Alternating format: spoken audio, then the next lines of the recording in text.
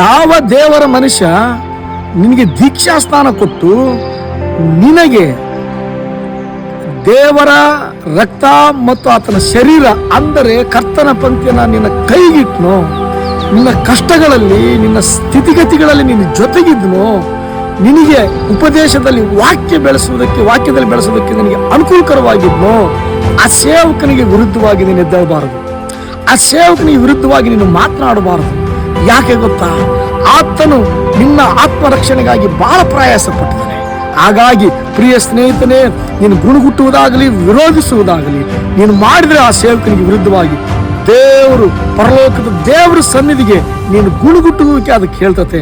ಆ ಗುಣಗುಟ್ಟಿಗೆ ಕೇಳುವುದರಿಂದ ಅದು ನಿನಗೆ ಶುಭಕರವಾದದ್ದಲ್ಲ.